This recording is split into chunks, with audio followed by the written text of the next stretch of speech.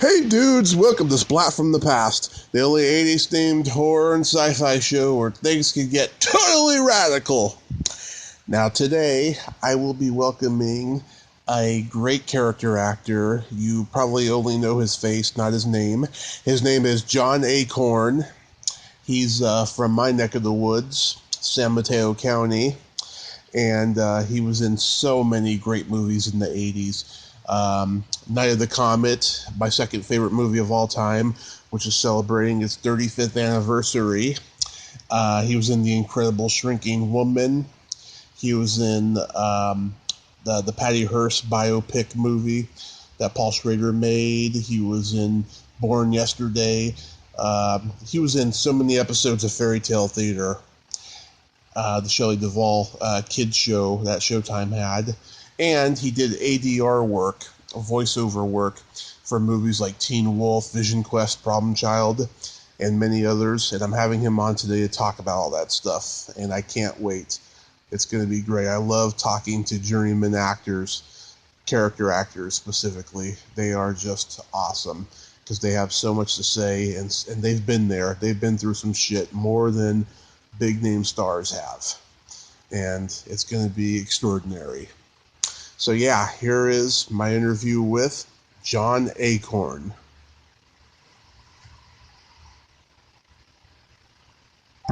Hey, John. Hey, how are you? I am great. How are you today, sir? Good, Tommy. It's such an honor. Thank you for taking the time today. Oh, no problem. Yes. So, going back in time, did you gravitate toward acting early on? I dabbled with it a bit as early as grade school. I was more. I was raised as a fairly conservative family.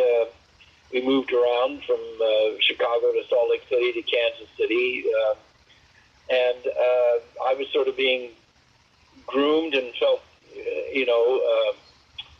a sense of attraction to the law.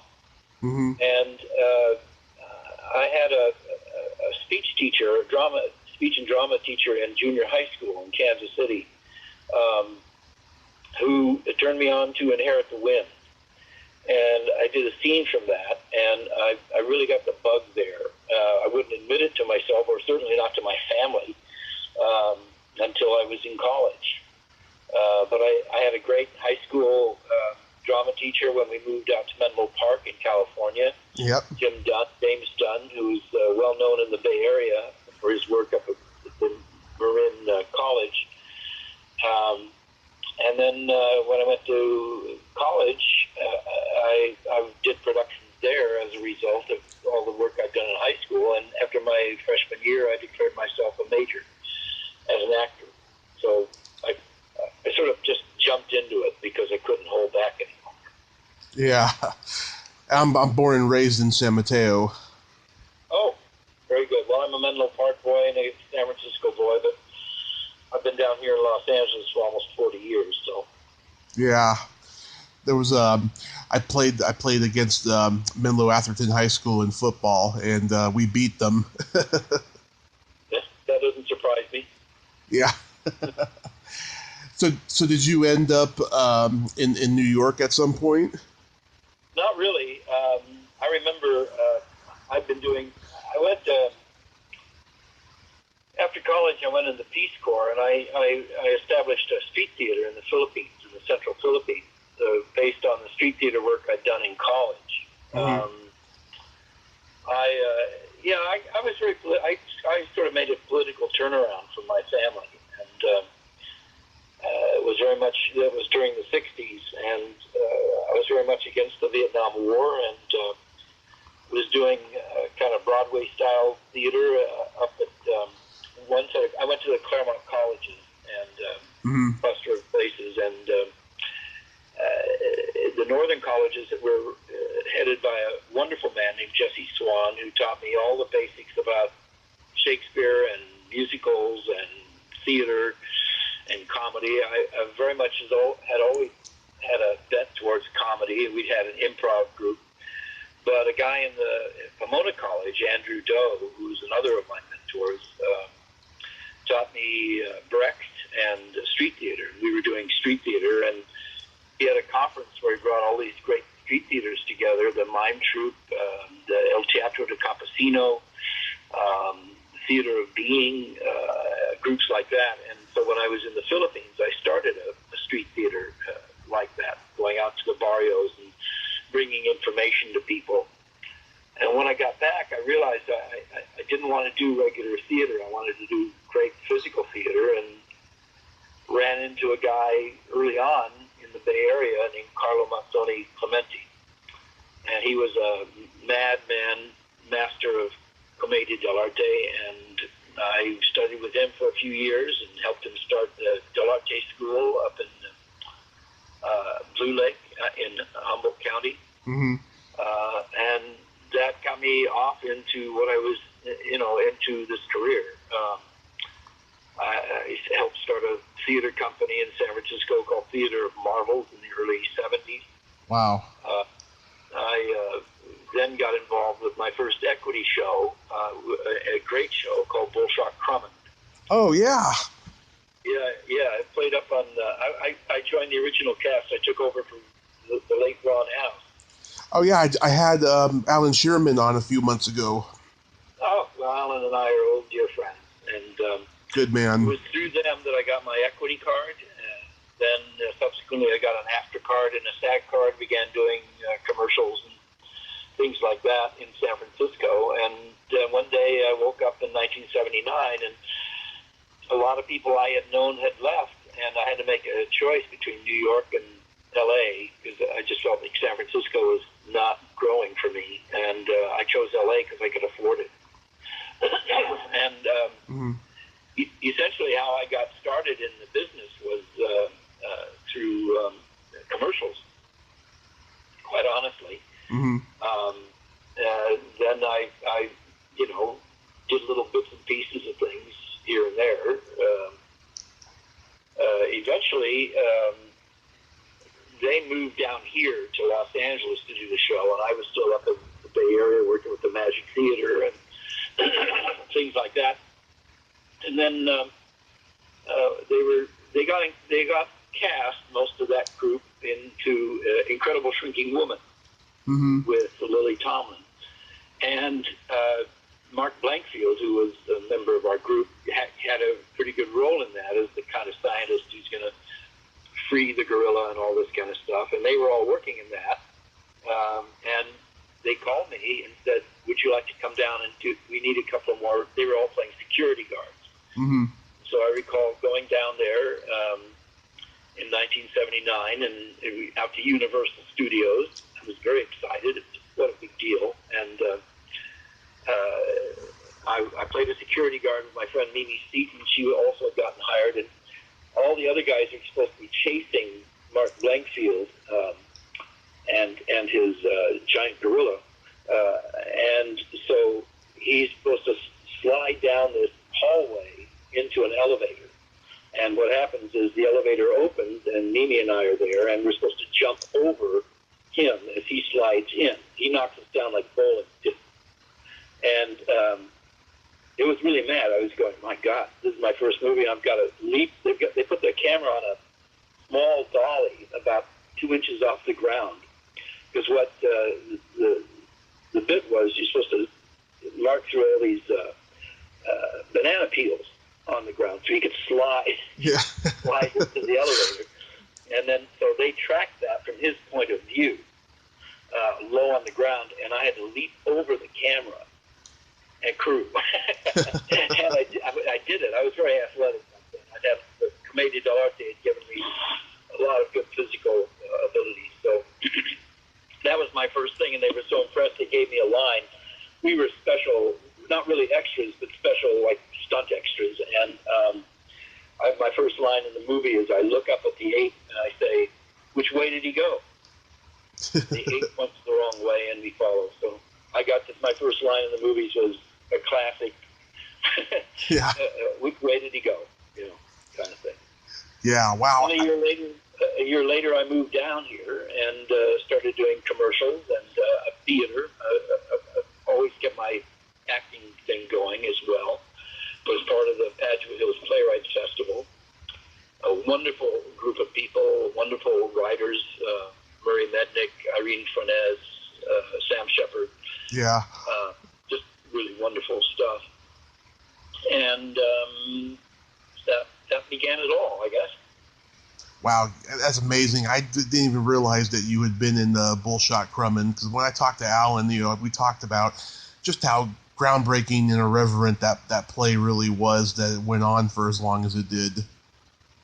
Yeah, and it still goes on. It's pretty incredible. And it's a very, because I studied commedia, and the British think commedia dell'arte is children's theater, but actually we who know it well. And I once said, this is the ultimate modern commedia dell'arte play, because it's full of theatrical artifice and fun and quick changes, and it's just a mad romp, that play. And I was in it for a year and a half, and we would do weird things. Like Sherman would sometimes, we'd have a scene where we're chasing each other in a car, and there's two couples behind the cars, and we would, one set of us behind the others, and we would pop up into the little windows when the lights would come on. And Alan Sherman would do things like untie my shoes, tie my shoelaces together, things like that. It was very mad times. Yeah. Yeah, I remember watching the, I believe it was a PBS special presentation of it, and I was just laughing out loud, because I had seen the movie first years before. Right. Yeah, but they didn't ask you to be in the movie? No, they actually they didn't take, it was only Ron and Diz and Alan who were really in the movie, because it was shot in England. And it was one of George Harrison's handmade films. I think one of the first ones he did after he did Life of Brian. Mm-hmm. So we weren't involved with that. But I did other productions with them. They did a show called Footlight Frenzy, which I came back to San Francisco to do in the early 80s. And a couple of other shows they did. So I've had a long friendship and a connection with that group of folks. Nice. In fact, it was because of Alan that I got my next shot at a movie. I'd done a little bit of television, but actually, the next major film I shot was Night of the Comet. Yep. That was produced by Andy Lane and Wayne friend Crawford. of Alan. Yeah. And so he got me an audition, and I got the role of Oscar in that. So that's what kicked off my film career. Yeah, that's my second favorite movie of all time, and it's celebrating its 35th anniversary this year. Yeah, Kathy Stewart and Kelly Maroney are both friends of mine. Kathy comes on the podcast frequently, and nice. Kelly was my first friend when I came to LA in adulthood. For years before I met them, I thought the downtown Los Angeles in the movie was a set, because I couldn't believe just how great it looked with the red lenses on the camera. Oh yeah.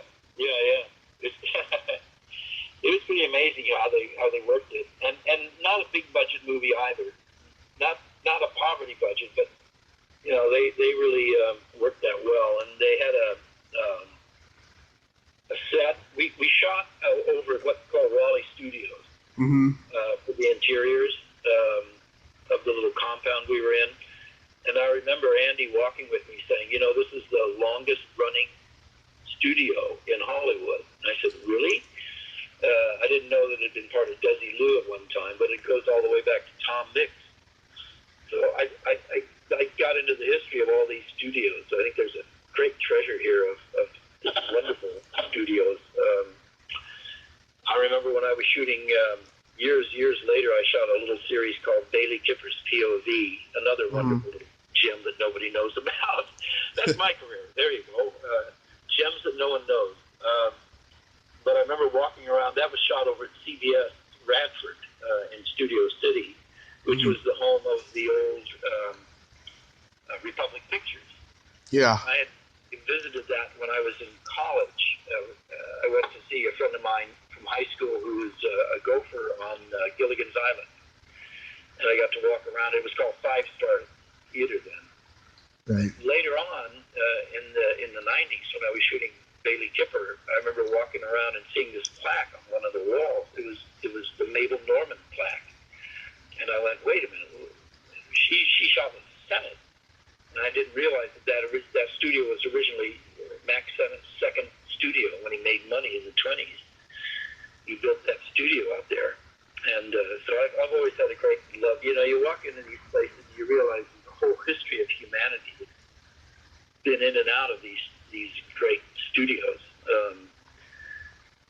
sound stages. You know, so I always like to connect with that. Sorry, I get off on diverse places here. Oh, it's perfectly all right. They wanted to hear you, not me. But yeah, I got that same feeling when I walked by Sunset Gower's not too long ago, with all the history in that place. You know. That's the old Columbia, the original Columbia Studios. Mm-hmm. Yeah. Great. Yeah. I was always fascinated, you know, by years. I mean, I came down here in the early 80s, and I remember going out to Paramount for auditions and stuff, and you usually go in on the Gower Street walkway, and I remember seeing that corner building at Melrose and Gower, and there's this kind of weird globe, a cement globe on top of the building. I go, what the hell was that? And then I realized years later that Paramount and RKO were exactly next door to each other, and that globe used to have a tower on it, the radio tower, that's the insignia of RKO Pictures. So I found that stuff always wonderfully fascinating. Loved all of that stuff. Oh yeah, old time Hollywood for sure. Yeah. But yeah, Night of the Comet, it's gotten a huge cult following since the convention scene has taken over the horror and sci-fi community.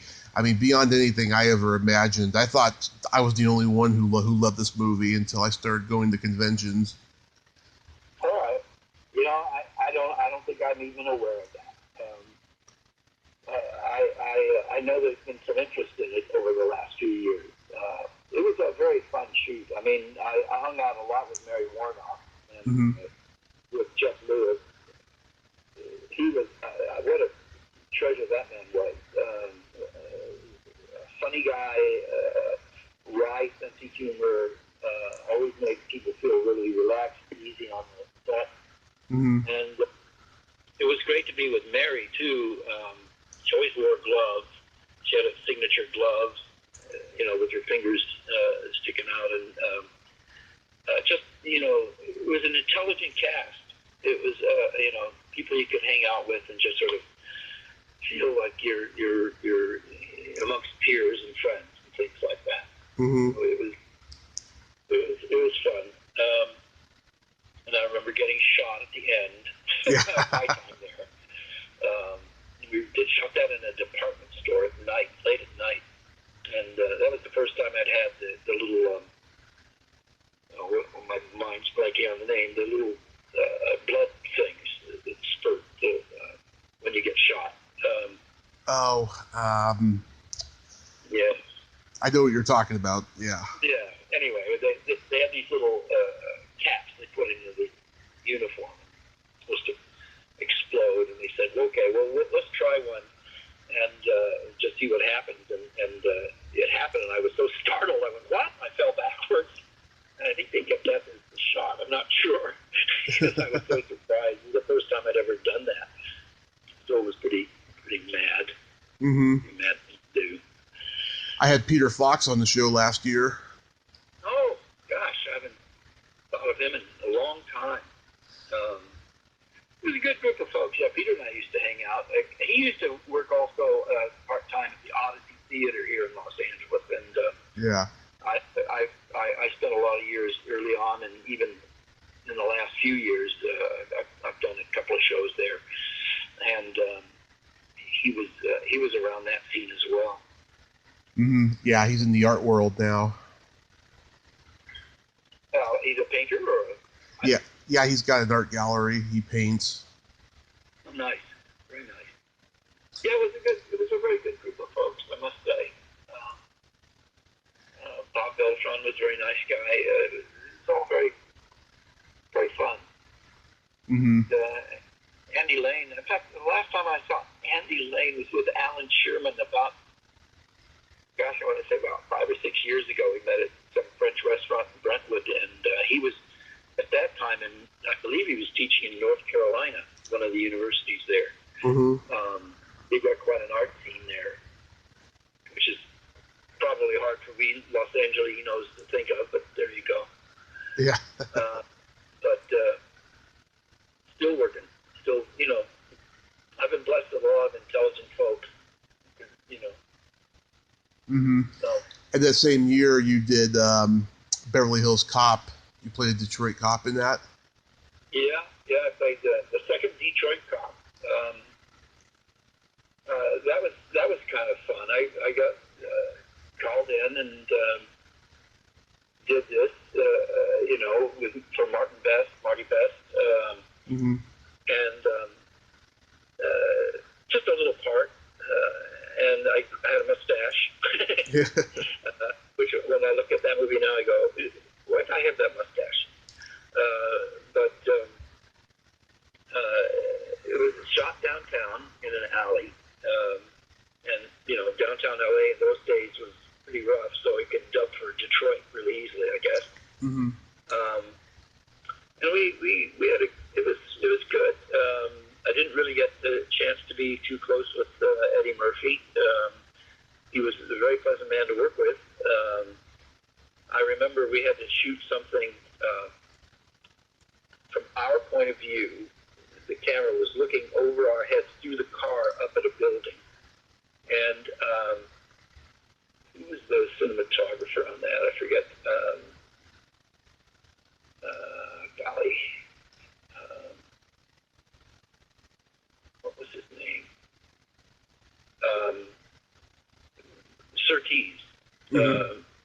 Was it Bruce Surtees, the son of the great cinematographer? And I remember him sitting in the back, and they were set up in the back seat looking up, and he's going, and I can't remember who was who at this point. It's been so many years, but Surtees went to one school, and Marty Best went to another school. It was AFI, Mm-hmm. I think USC. And I remember Surtees saying, well, that's the way they do it at that school. Being very sarcastic, because I had a feeling he hated the shot we had. It never showed up in the movie either, so. You get little tidbits of things like that. So Yeah. it was a fun day. It was basically a day's work on that movie, and I had no idea. You go in and you audition for things. You have no idea what it's going to become.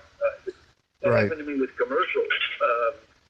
I went in one day to do a Century 21 commercial, and even based on photographs that I had taken at the audition, there were no lines or anything. And I remember a group of us went downtown. I think the call was 9 o'clock in the morning, which was really kind of late by that standard. And we all walked around a mock office up on the third floor of an abandoned office building, and took turns wearing a special green coat. And I had this kind of nice tortoiseshell round glasses, and sat there, took my turn sitting there, and at 11 o'clock he said, okay, you can go, and keep a couple of other people. I went, okay, well, who knows what that's going to be. Turns out that was the beginning of a 1.5-year long campaign. I made a fortune off of that commercial. Wow. They did photographs. They clipped my image on the end of a whole series of commercials. Well, you never know. Other times you work for 2 or 3 days on something and it never aired. Yeah. The actor's life for me. It's a weird business, yeah. Yeah, it is. I remember, do you mind talking about commercials at all? Oh, go right ahead. I remember, because I was on the commercial circuit a lot, and there was a guy, John Achorn, a really nice guy. He had a doo-wop band, and one time we were up for a Kroger spot, Kroger Groceries, which, of course, who knows what they are on the West Coast, but they're huge out in the middle of the country. And I got called back, and then I got a third callback. They paid $75 just to go in and do a third callback. It was down between three of us. And finally, I never heard back. You never hear, so you know you didn't get the part. And then I ran into John about 3 or 4 months later, and he said, "You know what? Do you know who got that part?" I went, "Well, if it wasn't you, it was the other guy." He said, "None of us got it." I go, "Oh, what?" Because the role was for a butcher as the spokesman for Kroger stores. And he said, "Well, they went out and hired a real butcher." Oh, wow. So after all that, you go through all of that stuff, and nothing happens. So it's always a bit wild. Yeah. World. My earliest memory of you is when you did several episodes of Shelley Duvall's Fairy Tale Theater.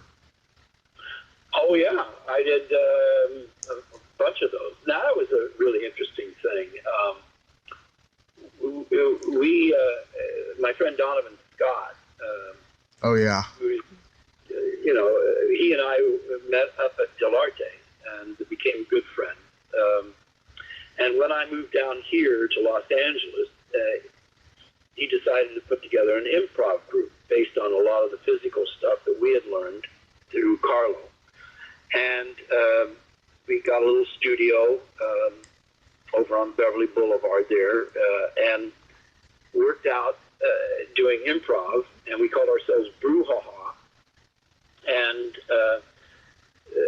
we invited people to come join us, and Scotty had just worked on Popeye. Mm-hmm. So he knew Shelley Duvall. And so we invited Shelley to come play with us, which she did, and loved us. And she said, "I'm starting this little thing called Fairy Tale Theater." And this is like in the, early 80s.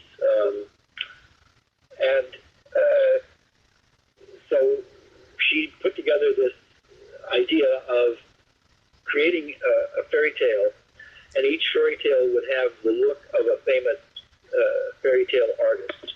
Mm-hmm. And so we were to be the atmosphere for that, playing small parts, but also being very specific about that design and that idea. And the first few of them were like that. I did, I think, 13 or 14 episodes of that. Yeah. And it was really a great deal of fun. And sometimes I had small parts, and sometimes I had a decent supporting role with them. And because every director was different, that idea of the illustrator sort of fell to the wayside after a while. It was still there, but not as present, I guess, as the episodes went on. But yeah. I worked with an awful lot of famous people. I'll tell you that. Yeah. You got to work with some heavyweights. I mean, you were directed by Francis Ford Coppola and Rip Van Winkle. Yeah, that was that was a good one.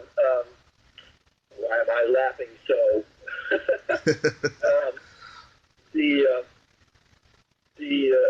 Hold on a sec.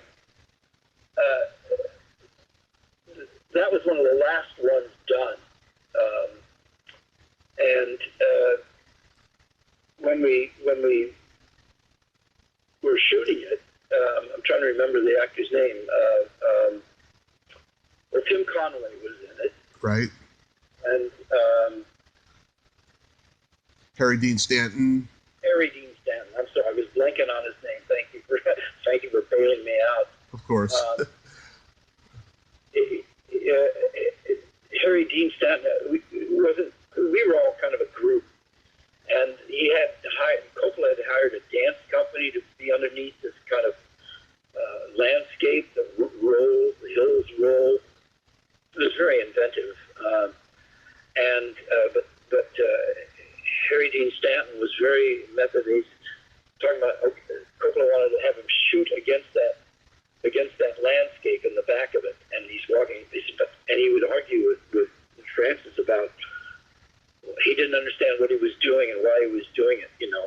Mm-hmm. And they went on for a whole afternoon dealing with that, and I remember Tim Conway standing there with us going, you know, I'll tell you why he's doing it. He's doing it for the paycheck, you know, and we all laughed and all of that.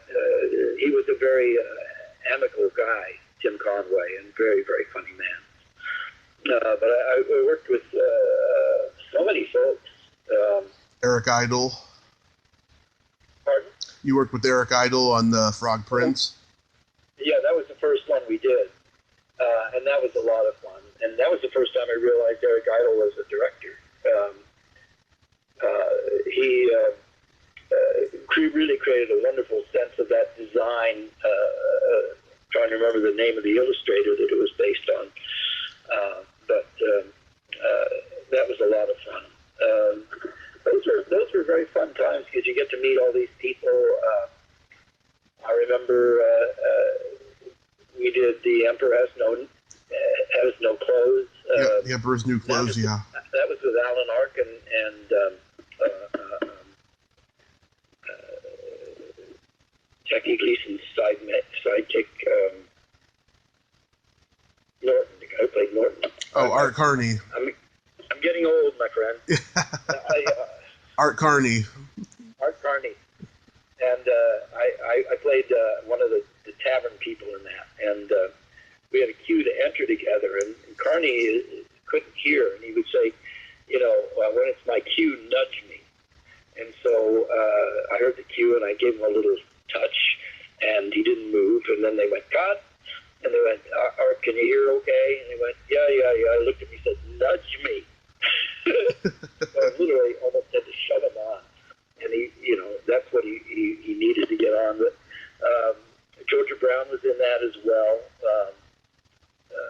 Very, very wonderful. I worked with Alan Arkin on a very limited series years later called Harry. Mm-hmm. In 1987.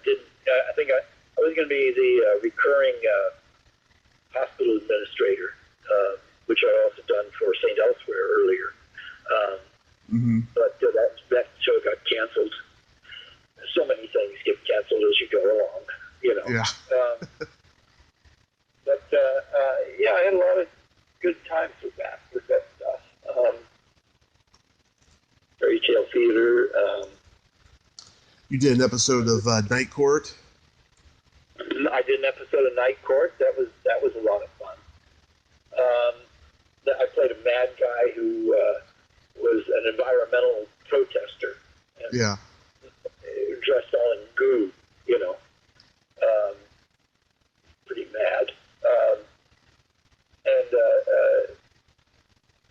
That was a very good cast as well. Very. I think it was made more so because of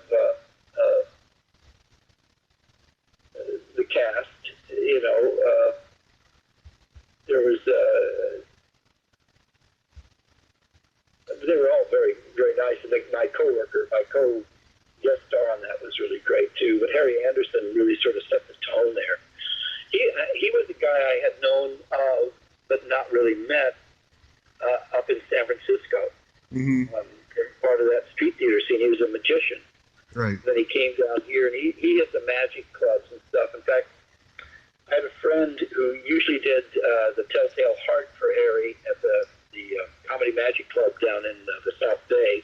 Mm-hmm. And my friend couldn't do it, and I had done a version of it, a really mad version of it.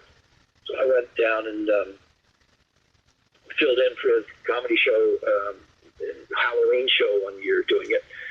And that's where I first met Harry, and then and his wife. And so we had a little bit of a reunion in that show.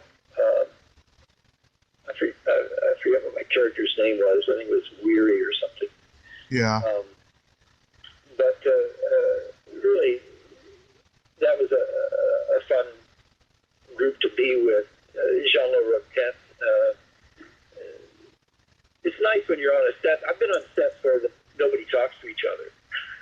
Yeah. I've also been on sets that are really warm. I mean, I probably the one that I loved the most was Newhart. Mm-hmm. Here's a man I had grown up with as a kid, listening. My parents had all his albums, and I thought, this is one of the great dry wits of all time, this former accountant. And I had followed his TV show, Newhart, and then I get cast as, the 1,000th customer. It turns out I'm looking for another place. But he would come out and they usually have a guy who comes out to a live audience and preps them. He would come out and do 10 minutes of stand-up, which was really wild. Doing some of his old favorites and a few modern things as well. Then others would come out and play as well. What's his name? Peter Scolari. Right, from Bosom Buddies. Yeah, he would come out and juggle. Right? So the atmosphere around the set was really warm. And Tom Poston was a very witty man and very wry backstage. And so I remember walking in to do the thing, and Poston is up on the balcony above. As I walk in, they all say, "Here comes our, whatever it was, the 10,000th or 1,000th customer." And I walk in, and he dumps a bag of confetti on my head. Mm-hmm. And in the rehearsal, as they shot it, and a little piece of confetti got inside my eyeglasses. And so, using an old comedian technique, I just went with my lips, blew it out, and it flew up in the air, and they loved it so much, they said, "Let's do that, let's shoot it again. Let's do a close-up of that." And so they shot a close-up, and they kept dumping this confetti on my head, and none of it ever went in. We did 4 or 5 takes where they finally went, never mind. I felt like I disappointed everybody, because they were so excited when I'd done it originally, and I could never capture it again. So that was the end of that piece for me. But that was a fun show to shoot. You worked with Paul Schrader on Patty Hearst. Oh yeah, well that was really quite an honor. He was this great writer-director, and I had a small part on it. Basically playing, one of the defense lawyers, I'm not defense, but prosecution guys, and he was very specific. I loved how he shot our scene. We're looking at a kind of conference room, and what he did was line it with the wall, and then he had one wall that broke away. The camera would come in and shoot us, and while we're talking, it would slowly raise up and go above us, looking down on us as they put this wall back in as the camera's panning up. Really amazing stuff. And he would do other things where he would run a camera around the table, and we would also have to be careful where we were doing all of that stuff. But that was really great. Fun to do. Yeah, I didn't think it accurately portrayed the whole scenario with Patty Hearst, but it was a good try. Yeah. Well, actors, we don't have any control over most of that usually. Yeah. But it was great to work with him and to watch a real artist. I've had times when I went in for postcards from The Edge, and Mike Nichols was there. And I had the role was really small. It was like a couple of lines as the producer. And it was actually, I had to read one line. And I went in, and I was really nervous. And here's Mike Nichols, of all people. And I went in and read. And it was like over in 30 seconds. And he looked at me, and he went, usually they say, well, try it this way or try it that way, or thank you. And he looked at me, and he said, it must be really hard to be a good actor and have to do one line, huh? And I looked at him, just shocked, and went, yeah, it is. As though I'd been discovered, it really is hard sometimes when you try to put everything into it instead of just really what you need to do is throw it away. So I learned a lot from auditions and things like that.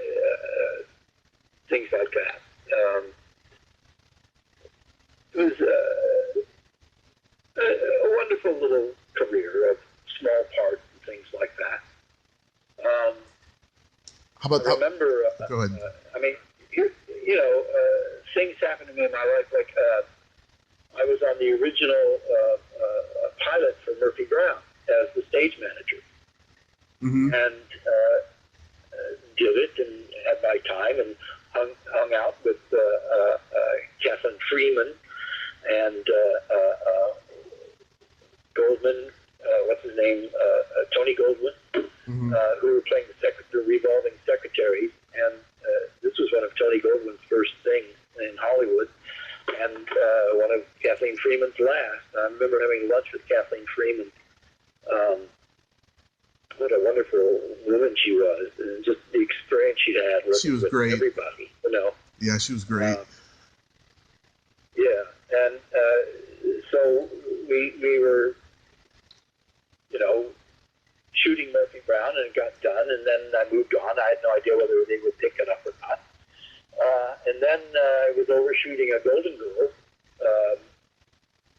and that week my agent got a call, and we were on the Thursday before the Friday shoot, and it's in the afternoon, and my agent called and says, "Can you get over to? They've got picked up Murphy Brown, and they want you to come back and read a little bit more." And I said, "Well, I'll ask if I can," but the director wouldn't let me go from Golden Girls, and I can see why. It would have upset his flow of schedule. I said, "Can they put me in a later time?" No, but just then I said, "Well, don't they remember me from my work?" And no, I didn't get that part. My friend John Hofstetter, that I mentioned before, he was the recurring stage manager for the run of that series. So lots of ironies in this little life. Yeah. I did a lot of little shows, little movies, TV shows, and always, loved it all. I'll tell you the part I've never loved, which is the audition process. Oh yeah. I'm semi-retired now. I don't get called for stuff. My agent went out of business, and I just stopped. I got my pensions from the 3 unions and said, "Okay, that's enough. If somebody wants me, they can call me." And once in a while they do, and I've been directing. I directed a new play by my friend Lee Curran this last summer, and doing rewrites on it, and hopefully it will get picked up somewhere. And I teach. I've been a teacher all these years. In the early years of my career, back in the early 70s in San Francisco, I painted houses, I scraped boats, I drove delivery trucks. I did all kinds of things, but I always kept a hand into teaching. And I taught acting, and now I teach senior citizens literature and comedy, things like that, Shakespeare and the American novel, which I love because it's like performing. I have at Emeritus College here in Santa Monica, I have two sections of Shakespeare, and I basically read Shakespeare to them, and I have 100 students in each one.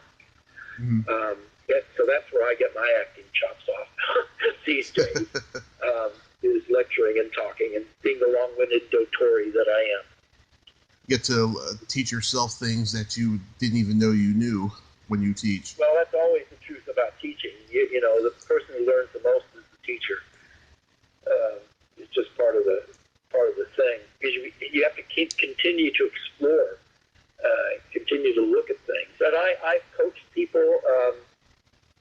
One of the last things I coached was Old Clown Wanted at the Odyssey Theater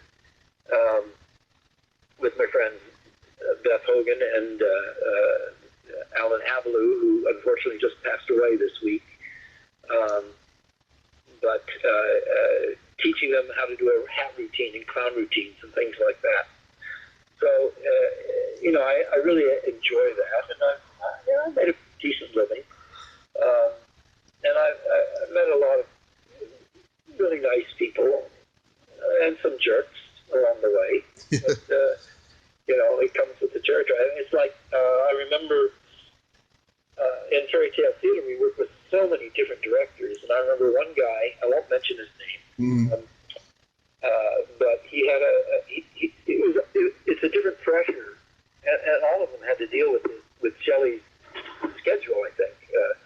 She was on a TV schedule and a certain kind of schedule, because there were no release dates necessarily right away, and I remember one director just couldn't do it. He couldn't handle it, and he broke down and was screaming on his knees in a fit. And I just went, good Lord. You look over at the crew, and you can always measure whether things are going well or easy or in between by looking at the crew, knowing where the crew is at. And connecting with the crew has always been a big thing with me. Because, movies from the onlooker's point of view are about great stories, great cinematography, and great stars. But movies from the inside of things is about hundreds of people working to make something happen. The same is true in the theater. It's a collaborative effort. Whoever the star is only there because of the help or being able to overcome the lack of help by the people around them. Mm-hmm. I've always disliked the way extras are treated, the way under fivers are treated. That hierarchy in Hollywood always has put me off, to be honest. Yeah. But there are some sets, some crews where there's a unity there. That's what I loved about Newhart. We had that on Bailey Kipper's POV. We shot 13 episodes of that. And really nice camaraderie and collaborative sense. Things just move well, the cinematographer and the camera crew and the lighting crew, and they know what's up and they work well together. Man, it just moved. I've been an extra in a couple of things, and yes, I agree with you. I don't like the way that extras are treated. No, and then sometimes extras sort of make that their world, and that can be off-putting as well, because they sort of, this is our realm, but, they get fed last, they have to bring their own chairs, and they have to bring their own costumes, it's like, please. Yeah. And meanwhile, the lead is making 30 times what they've been paid, in a day. Yeah. So it's all a wild game. Mm-hmm. In addition to acting, you've done a lot of ADR work in movies like Teen Wolf, Vision Quest, Problem Child. How did that come about for you? Well, that's interesting. In the early, I guess, mid-'80s, I had a friend who was doing a co-reading workshop with a woman named Patch McKenzie. Mm-hmm. And he couldn't make it, and he was an improv guy, and we had been talking. He said, would you go in and fill in for me? So I went in and filled in for him. And they all liked me, and somebody in that group said, hey, there's this guy who's doing some ADR. And I said, what's ADR? I said, same thing as looping. Now, I had done Voyagers. It was one of the first TV shows I shot here, Cleo and the Babe, out at the Disney Ranch, out in the Antelope Valley. And where later I shot Quantum Leap on that same place. So I'd gone in to replace some of my words as this reporter. And literally, you're in a tiny closet with these loops, literally loops of film and earphones, and they would run the loop and give you the 3 beeps, and you'd have to match your voice. ADR is when you actually went to the next level. It's the same exact thing, except now you look at a screen and you lip sync your own mouth, or you lip sync the extras, your own voices. And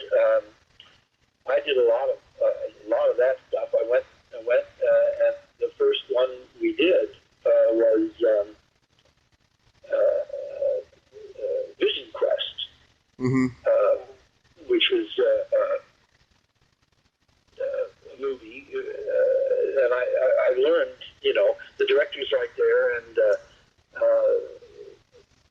this Bert Sharp was the guy, and I did an okay job. I didn't know what I was doing. I was like, okay, I'll try this. I'm an improv guy. And then Bert started his own little group, and we started, filling in from there. Oh gosh, I did a lot of those. And he had a group, and we would actually preview a movie before we went to see it, to loop it. He would get a rough cut of it when he could and show it to us, and we would meet ahead of time. Most groups didn't even do that. Mm-hmm. Oh gosh, we did so many of these things. I remember I looped Night of the Comet. I looped several other movies that I was in.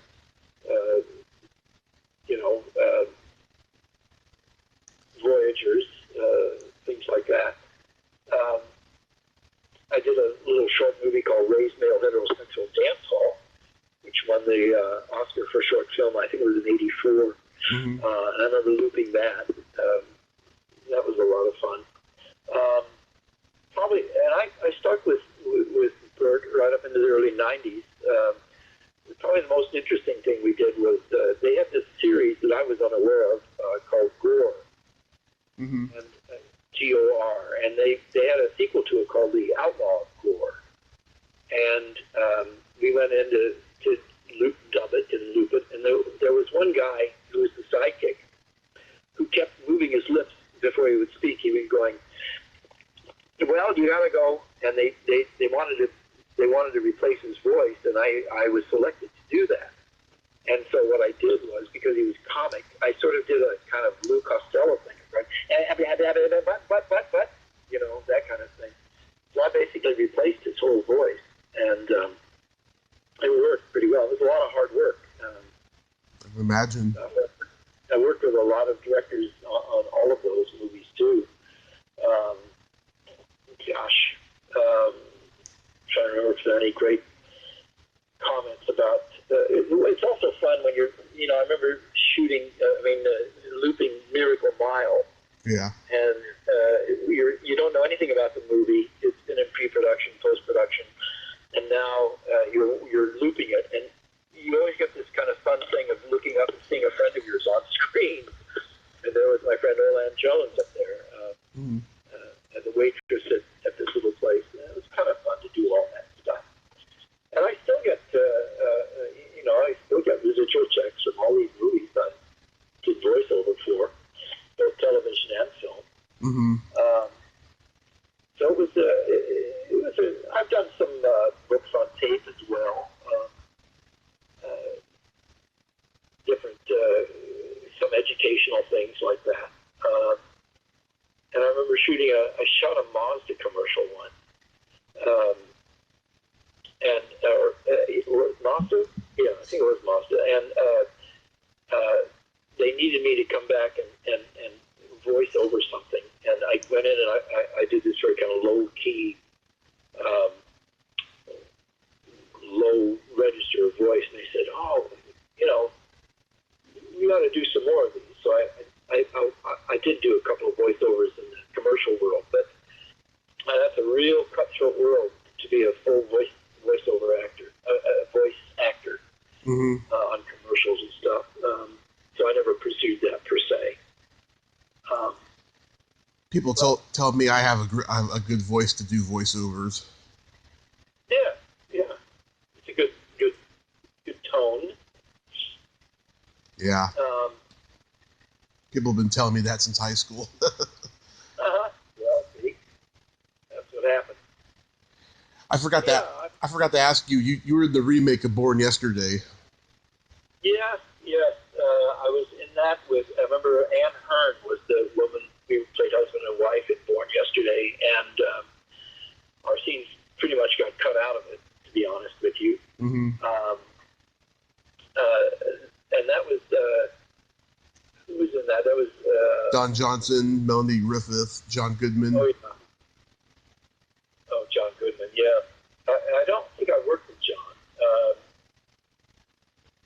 Did work with Melanie and with Don. I think they were together at the time, or breaking up. I one giant buses out there. Those were their rooms when we were on location. And that was basically a one-day shoot for us. But I remember meeting Bill Forward in that. And we became good friends, theater friends, from working in that. And the woman who played my wife in Bailey Kipper's TOV, Meg Whitner, was also in that. Mm-hmm. We were reminiscing about things we'd done, and she said, "Oh, in Born Yesterday." I said, "I was in Born Yesterday." I said, "Oh, you were? I was too." I said, "Well, what scene did you do?" "The ballroom scene." "I was in the ballroom scene." We didn't know each other at the time. We were in different parts of the room that we were shooting. So there's a lot of crossover like that. But that was a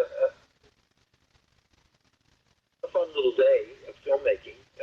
Didn't really have an opportunity to be more involved with it as a film. It's one of my favorite films. The original is one of my favorite films. That's a good one. Yeah. Broderick Crawford and all of that. William Holden. Interestingly, I read for when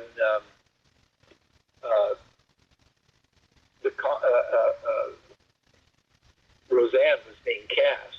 I went in to read for her husband. Really? And I read for it, and then I walked out and saw that guy going in. I didn't know who he was at the time. And I went, I bet he gets that job. And he did. He's a wonderful actor. John Goodman. I've never really had much of an encounter with him, but I've always liked his work. He just seems very connected, grounded, and I love that. Ed Asner's the same way. I never worked with Ed Asner except in tributes to Norman Corwin. Norman Corwin was a radio writer and wrote for CBS and other radio networks during the war years, World War II. And Antius, the theater company I belonged to, did the Plot to Overthrow Christmas as a kind of a Christmas holiday reading, and invited him. He was, and he then asked me to be part of another little piece he was doing, and then eventually I was part of the tribute to him with my friend Phil Proctor and Ed Asner at the what is that broadcast center in broadcast museum in Beverly Hills. Really down to earth man, just a really nice person. Really nice person to be with. Nice. Yeah. So do you have any upcoming projects you'd like to plug? No, I've not really got anything coming up. Just this one play, Body Beautiful, that I've been working on here and there. And I've been slowly working on a movie about my mentor, Carlo Mazzoni Clementi. The funding ran out. I started in '97, so who knows if I'll ever finish it. But it's still in the works somewhere up there. And as I clear my decks here this coming year, I'm hoping to get back into finishing that movie finally. Letting that go. Hope you do. Yeah. Well, John, I thank you so much for coming on today, and I hope you have a Merry Christmas, a Happy New Year, and that the things that you've got going on come to fruition. Well, thank you. I appreciate that, and I'm very pleased you added me to your podcast. I don't get many of these, so it's kind of flattering, to be honest with you, and I appreciate it. Oh, my pleasure, sir. And they're idiots if they're not asking you to be on their podcast because you're a great talker. You got great stories. Oh, thank you. I appreciate it. Well, happy holidays to you as well, my friend. Thank you so much, sir. Have a great day. Thank you. You too. Bye-bye. Bye-bye. Well, there you have it. John Achorn. Ain't he a cool dude? Like I said, great actor, great journeyman, great all-around guy. I'm so happy that I got to talk to him. And please, people, put him on your podcast. He's a great talker, got great stories. If you like this video, everyone, please subscribe to my YouTube channel, add me as a friend on Facebook, join my Tommy Kovac comedian page on Facebook, follow me on Twitter and Instagram, and all that fun stuff. Well, that's all the time we have this week on Splat from the Past. Until next time, this is Tommy Throwback Kovac saying, there's no shame in living in the past, because the present sucks. Later, dudes!